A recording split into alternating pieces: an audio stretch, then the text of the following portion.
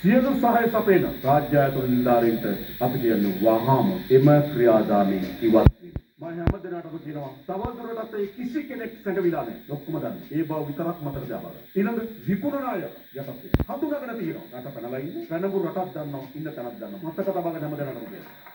ඒ සඳහා වැටලී සූදානම් කරගෙන ඉන්නේ. අපි කවුද? සාමාන්‍ය ගම්වල කියන උන්ට ගියපු රට කියලා. මතක තියාගන්න. මේක උන්ට ගියපු රට නොවන බව. බන්ධනාගාරේ බයයි. අදත් සමහර අපරාධ. බන්ධනාගාරේ තුලින් ඉඳන් මෙහෙවනවා. සමහර අපරාධ. බන්ධනාගාරේ ඉඳන් මෙහෙවමින් ලයිව් බලාගෙන ඉන්නවා. ඒක ඇත්ත.